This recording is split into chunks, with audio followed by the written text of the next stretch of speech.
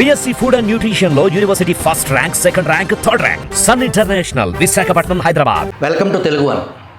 2014 ఎన్నికల్లో ఏం జరిగింది, 2019లో ఎన్నికల విశ్లేషణ, ఆ పర్సంటేజ్లో ఎటువైపు పర్సంటేజ్లో ఏం జరిగింది అనే దానికి సంబంధించి ఏ పార్టీకి ఎంత శాతం ఓట్లు, అవి ఆ ఓట్ల శాతంలో సీట్ల ప్రభావం ఎంతవరకు జరిగింది, 2024లో ఏం జరిగింది, రేపు 2029 సార్వత్రిక ఎన్నికల్లో పర్టికులర్గా ఆంధ్రప్రదేశ్లో ఏం జరగబోతుంది అనే దాన్ని సమగ్రంగా విశ్లేషించడానికి ఏలూరు నుంచి ఆనంద్ గారు, మాజీ SBI రిటైర్డ్ బ్యాంక్ మేనేజర్గా ఆయన పనిచేశారు. నమస్కారం ఆనంద్ గారు. నమస్కారం అండి.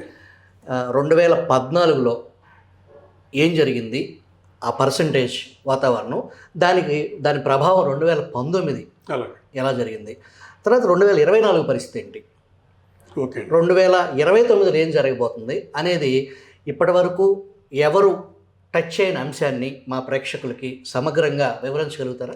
తప్పనిసరిగానండి. సూపర్ గారు, 2014 అంటే అప్పుడే నవ్యాంధ్రప్రదేశ్ ఏర్పడింది. కానీ తెలుగు వాళ్ళకి ఏదైనా కష్టం వచ్చినప్పుడు గుర్తొచ్చే ఒకే ఒక నాయకుడు అంటే తప్పనిసరిగా చంద్రబాబు నాయుడు గారు ఇట్లాంటి సమయంలో గుర్తొస్తారు. ఎందుకంటే 1995లో ఒకసారి జీతాలు చెల్లించలేని పరిస్థితులు కూడా రాష్ట్ర ప్రభుత్వం ఉంది. అప్పుడు ఆయన్నే ఎన్నుకున్నారు.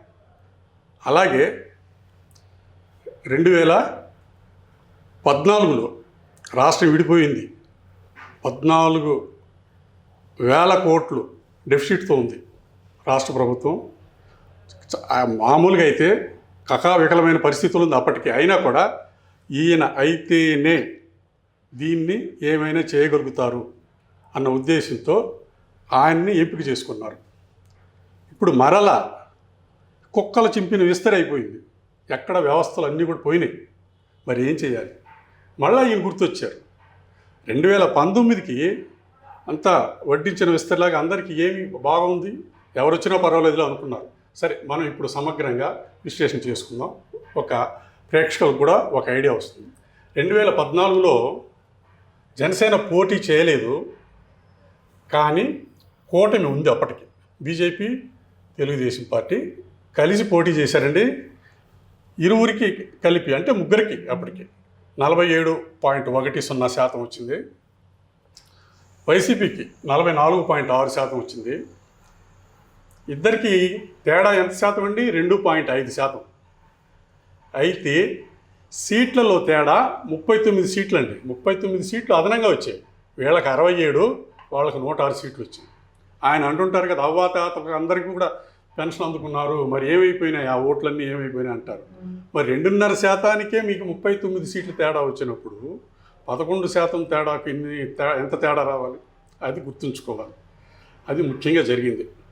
తర్వాత ఇక్కడ ఇంకొక విషయం మనం ఇక్కడ చూడాలి. నోటా ఓట్లు ఎప్పటికంటే కూడా తక్కువ ఉన్నాయి. అంటే కొంప కొల్లేరైపోయే విషయం. 2014 అంటే అప్పుడే కొత్త రాష్ట్రం ఏర్పడింది. మనం ఏమవుతామో మనకు తెలియదు. కాబట్టి నోటాకు కూడా ఎవరు వేయలే, ఈయనే కావాలి మాకు అన్నట్లుగా వేశారు. కాబట్టే జస్ట్ 0.5% పడింది నోటాకి.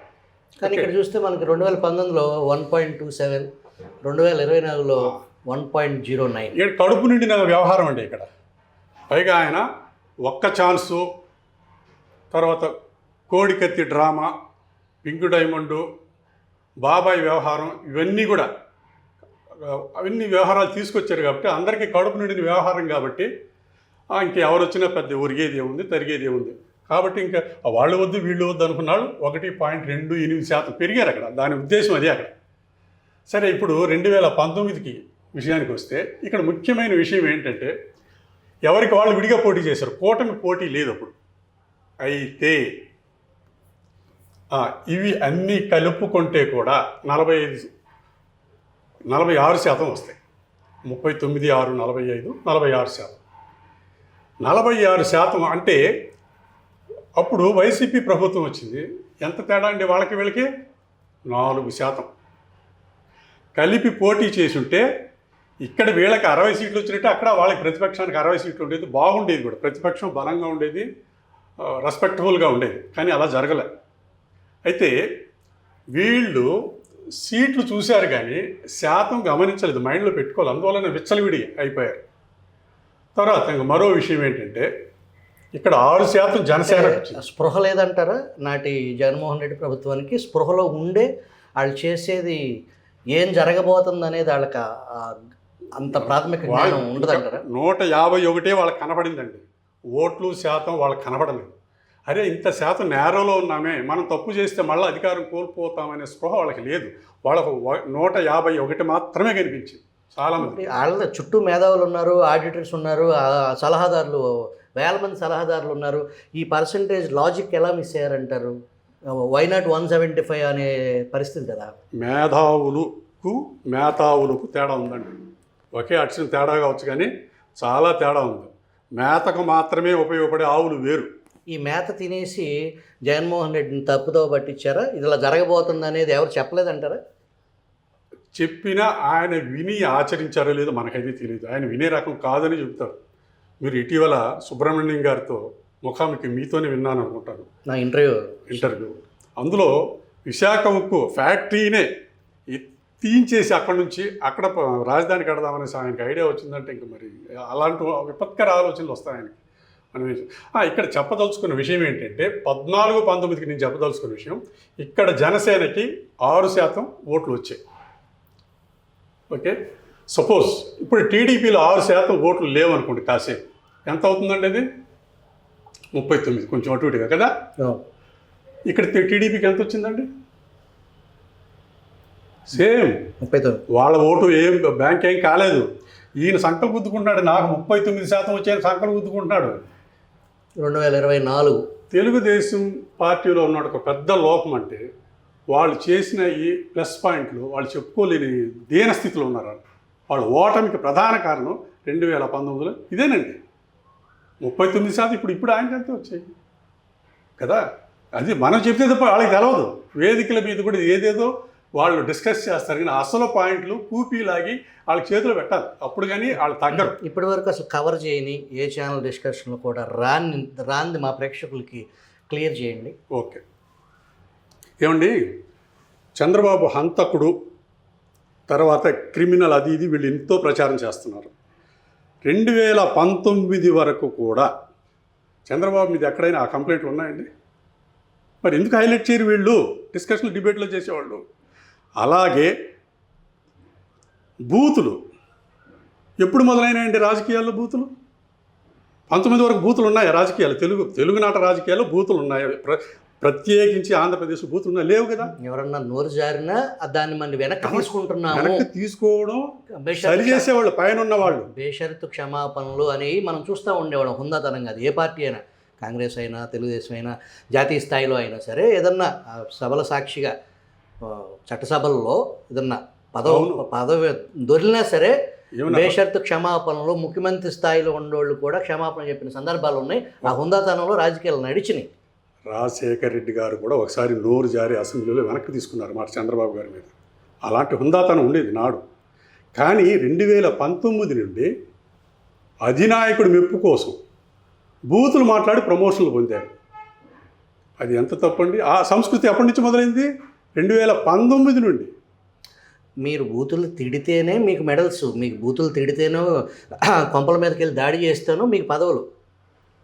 జోగి రమేష్ అనే అతను చంద్రబాబు నాయుడు, ప్రతిపక్ష నాయకుడు చంద్రబాబు నాయుడు ఇంటి మీద దాడికి వెళ్తే తతిమా ఎమ్మెల్యేలతో జోగి రమేష్ని చూసి నేర్చుకోండి అని చెబితే అప్పటి స్థానిక ఎమ్మెల్యే వసంత కృష్ణప్రసాద్ ఇప్పుడు టీడీపీలోకి వచ్చి టీడీపీ తరఫున ఎమ్మెల్యే అయ్యారు. ఆయన సమక్షంలో జోగి రమేష్ని చూసి నేర్చుకోండి అంటే అక్కడ ఉన్న వాళ్ళంతా షాక్కు గురయ్యారు. ఆ తర్వాత మంత్రి పదవి దక్కింది ఆయనకి. అంటే ఆ పార్టీ క్యాడర్కి కానీ, పార్టీ ఎమ్మెల్యేస్కి కానీ ఆనాటి ముఖ్యమంత్రి ఏం మెసేజ్ ఇచ్చినట్టు? అది అకాడమిక్ క్వాలిఫికేషన్. తిట్టడము, దౌర్జన్యం చేయడం, అరాచకాలు చేయడం అనేది ఒక అకాడమిక్ క్వాలిఫికేషన్లో అయిపోయింది. అది దీంట్లో ఇంకొక సంఘటన, ఈ సంఘటన చెప్పుకున్న తర్వాత మళ్ళీ ఆయన అంటే మా దృష్టికి వచ్చిన ఒక విశ్వసనీయంగా చెప్పిన వ్యక్తి ఏం జరిగింది అనేది, ఎవరైతే ఈ ఐదు సంవత్సరాల పాటు అగ్రెసివ్గా బాగా బూతు భావజాలంతో ఏదైతే తిడతారో ఆ తిట్టినన్నిటిని ఆ రోజుకి ఎవరెవరైతే తిట్టారో అవన్నీ క్లిప్స్ పోయేసి పెన్ డ్రైవ్లో పెట్టి ఆయన టీవీలో ప్లే చేసేవాళ్ళంట ప్రతిరోజు. దాన్ని చూసి ఆయన ఎంజాయ్ చేసేవాళ్ళంట. సో ఆయన ఎంజాయ్ చేస్తున్నాడు కాబట్టి ప్యాలెస్ నుంచి సజ్జల వంటి వారు ఇంకా తిట్టండి, ఇంకా తిట్టండి, ఇంకా తిట్టండి, మీరు ఎంత తిడితే మీకు అంత మైలేజ్, అంత గుర్తింపు వస్తుంది, తిట్టడం మాత్రంతోనే మీకు గుర్తింపు వస్తుంది అనేది క్లియర్గా మనం అర్థం చేసుకోవచ్చు. ఒకసారి లైవ్గా కూడా విన్నామండి. రోజా గారు మాట్లాడుతున్నారు వేదిక మీద, చెవు దగ్గర వచ్చి ఆయన ఉమారెడ్డి వెంకటేశ్వర్లు బూతులు తిట్టమన్నారు అన్నట్టు బూతులు తిట్టమంటున్నారు జగన్ గారు, ఇంకా తిట్టమంటున్నారు జగన్ గారు అని రోజా చెవిలో చెప్తే మైక్ ఆన్ ఉంది. ఇంతకంటే ఇంకా సిగ్గు చేయటం అవమానం ఏముందండి. ఆయన ఇంకొక సంఘటన కూడా అన్నారు. ఎలక్షన్ 2019 మనం అధికారంలోకి వస్తున్నాం, అంతకంతకి సంపాదించుకుందాం, అంతకంతకి గుంజుకుందాము, సంపాదించుకుందాం అనే భావంతో అంతకంతకు లాగేద్దాం అనే పదం ఆయన వాళ్ళ తప్పు లేదు మాట్లాడారు. వాళ్ళ తప్పు లేదండి, మన తప్పే. అన్ని కేసులు ఉండి అన్నాళ్ళు లోపల ఉన్న వ్యక్తిని మళ్ళా ఒక్క ఛాన్స్ అన్నాడని చెప్పి వేసేయడం అంటే మన దురదృష్టం, అంతకంటే ఇంకేం లేదు. కాకపోతే ఒకటి ఆల్రెడీ వీళ్ళు ఆల్రెడీ 45-4% తల్లకిందులైపోయింది, రాష్ట్రమే తల్లకిందులైపోయింది. నాకు ఒక్కొక్కసారి ఒక అనుమానం వస్తుందండి. 2014లో జగన్ గారే వచ్చి ఉంటే అధికారంలోకి, ఇక్కడ జస్ట్ మిస్సింగ్ అండి, అంతే వెరీ నేరో ఎస్కేప్ అండి ఇది. 2.5% అండి. సపోజ్ ఇక్కడ పొత్తు లేకుండా ఉండి పోటీ చేసుంటే ఆయన గారే వచ్చేవారు. రాష్ట్రం పరిస్థితి ఏంటి, ఏమైపోయి ఉంటాం మనం? ఏ బంగాళాఖాతంలోనూ హిందూ మహాసముద్రంలో అందరూ దూకి పోయి ఉండాల్సింది పరిస్థితి.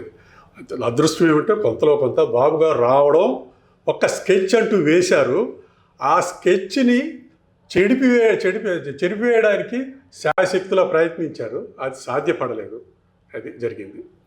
ఓకే, ఇప్పుడు తర్వాత 2024 ఎన్నికలకు వద్దామండి. ఇక్కడ చూసుకునే పని లేదు, అన్ని శక్తులు. ఇక్కడ ఏం జరిగిందంటే సావో రేవో తేలాల్సిందే, మనకు either Jagan or no Jagan, ఇంతే ఓటింగ్ జరిగింది. ఎస్, అందువల్లనే ఇక్కడ జరిగిన ట్రాన్స్ఫర్ ఆఫ్ ఓటింగ్ కూడా ఇక్కడ జరిగిందండి.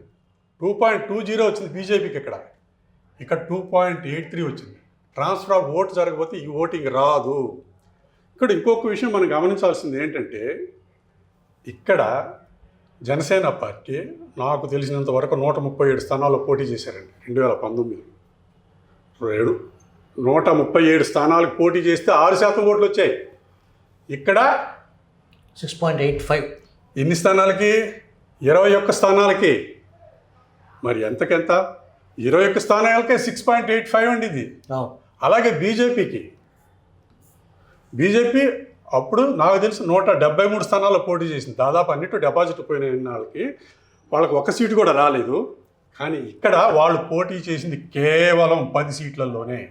10 సీట్లలో పోటీ చేసి వాళ్లకు ఇక్కడ కంటే కూడా ఎక్కువగా 2.83% ఓట్లు, ఇక్కడికంటే కాదు, 19 కంటే కూడా ఇక్కడ 0.84% వచ్చింది. ఇక్కడ 2.83% ఓట్లు వచ్చాయంటే 2% స్ట్రైట్ అవే పెరిగింది. ట్రాన్స్ఫర్ ఆఫ్ ఓటింగ్ ఎంత జరిగింది? వీరి మీద ఎంత కోపం ఉంది. ఎవరు వచ్చినా పర్వాలేదు, ఏ పార్టీ అయినా పర్వాలేదు, ఏ అభ్యర్థి అయినా పర్వాలేదు, ఈయన మాత్రం రాకూడదు, అదే పందాలో వెళ్ళారు. కాబట్టి ఆల్మోస్ట్ 55-56% ఓట్లు. ఇట్స్ ఆల్మోస్ట్ చాలా బిగ్ టర్న్అవుట్. అసెంబ్లీ ఎలక్షన్ సంబంధించిన వరకు కూడా ఆల్ ఇండియా రికార్డ్ అనేది చెప్తారు. మరి ఒక పార్టీకి ఇంత ఓటింగ్ రావడం అనేది. తర్వాత ఇక్కడ మనం ముఖ్యంగా చూడాల్సింది వైసీపీ వాళ్ళు తర్వాత రాగలదా లేదా అనేదానికి 2014లో 44.6 అంటే ఆల్మోస్ట్ 45% అండి. ఇప్పుడు 39% వచ్చింది. దీన్ని మనం అయితే 2019 మనం పెద్దగా లెక్కలోకి తీసుకోవాల్సిన అవసరం లేదు.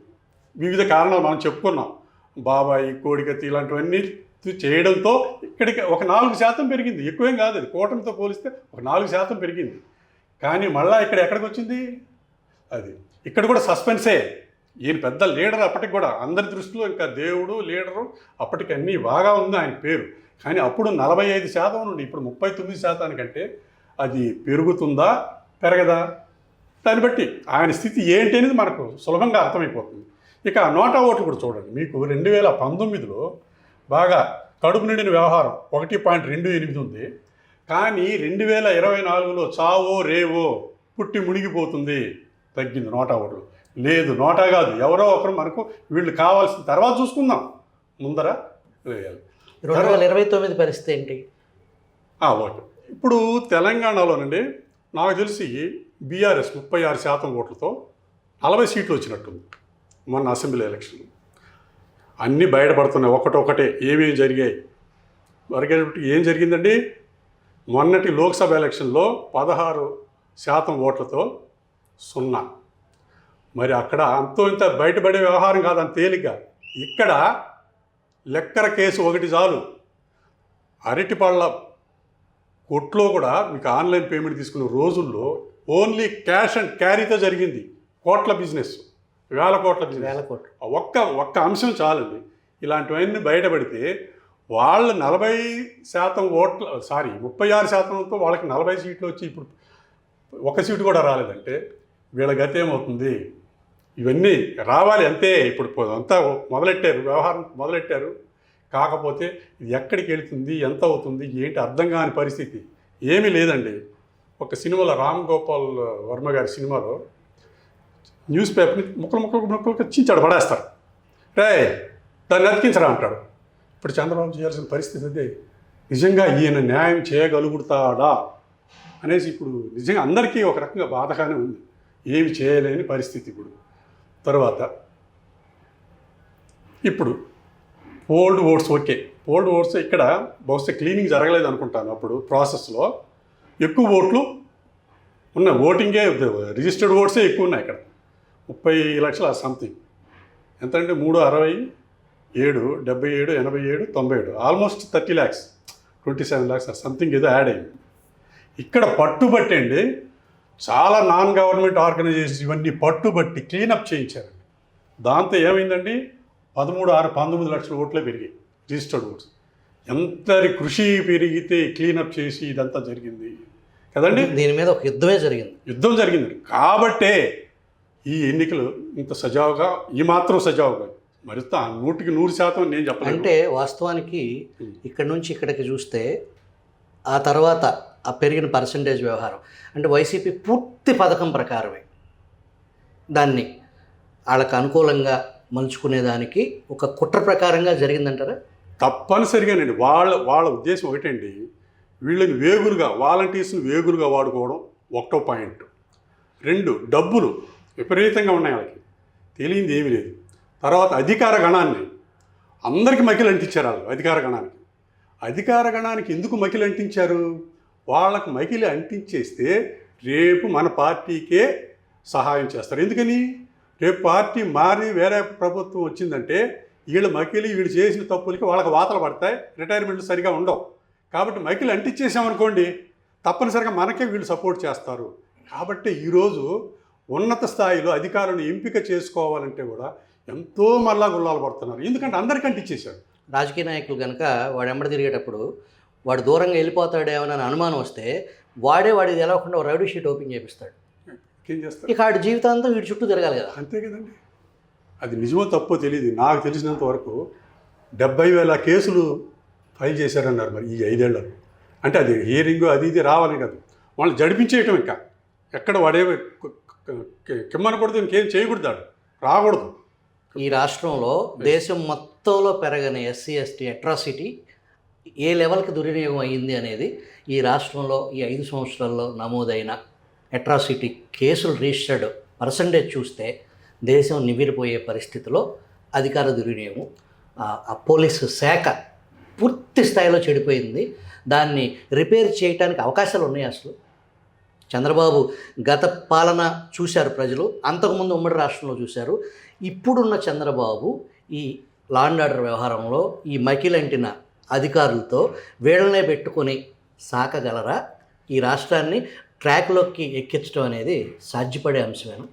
ఏమంటే ఒకటి వాళ్ళల్లో అప్పటి పరిస్థితులకు తప్పనిసరి పరిస్థితుల్లో కొంతమంది అంటించుకొని ఉంటారు, మంచివాళ్ళు అయినప్పటికీ కూడా పరిస్థితుల ఆధారంగా.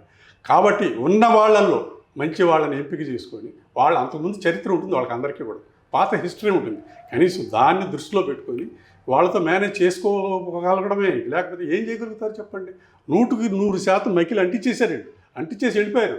ఎప్పుడు ఎవరు వచ్చినా కూడా వీళ్ళు పనికి మాలిన వాళ్ళగా వాళ్ళ మొత్తం ముద్ర వేసేసారు వాళ్ళ మీద. సరేనండి. తర్వాత అండి ఇప్పుడు ఇంకొక విషయము,